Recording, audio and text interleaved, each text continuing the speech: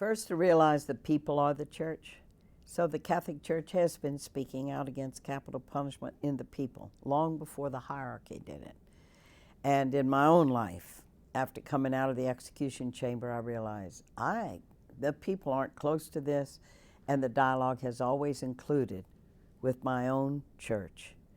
Gradually, through the church, to also get to the leaders of the church, or those that are the hierarchical leaders of the church.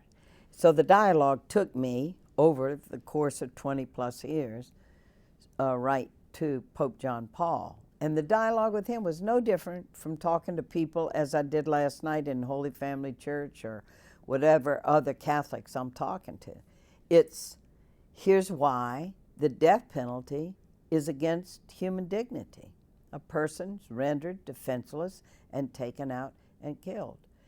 Dignity is not just about innocent life in what's called the pro-life issues.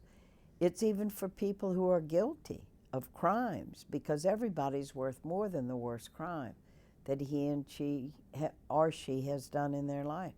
And so it's about that human dignity, and the dialogue, that's where it's been. So we've seen huge changes. There's 65 million people in the United States that identify themselves as Catholics. They may never step in a church, but when they got to fill out a form, they identify themselves as Catholics. That's a lot of power and a lot of potential. In 1996, 78% of the American public supported the death penalty, and 80% of Catholics supported the death penalty. Then there's been a lot of education. By 2011, among Catholics, it went from 80% to 59%. That shows that people are making the change and getting it, and that's how the change happens.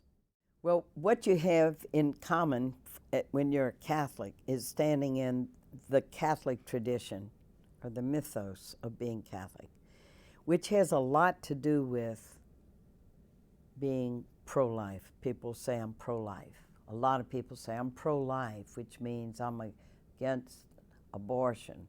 But they'll say, but I'm for the death penalty.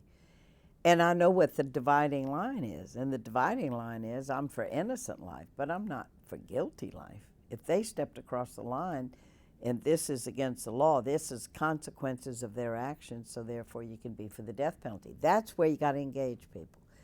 And so you want to take them there and just say, what does it mean to take a person who's guilty of a terrible crime and then to put them through this protocol of death and take them out and kill them? Their starting point is never going to be compassion. You have to get to compassion. But if you can hold on to what dignity means, can you agree that the dignity of a person means never torturing them? And then you can start going down that road of why the death penalty always entails at least mental torture. We don't know what happens to people physically now. And walk with them there. Then talk about that the Catholic Church, in its best tradition, in its heart and in its deepest spirit, is always about being for life and not living out of a culture of death. And what is the death penalty but legalizing, kind of epitomizing that violence can be redemptive and we solve things by doing violence to human beings. And so usually, and then you have a lot of good points of discussion that you can have. And the last thing you say is, would you like to read and just see how Pope John Paul and the Catholic bishops are making changes in this, and you can see the church evolving toward another stance on this.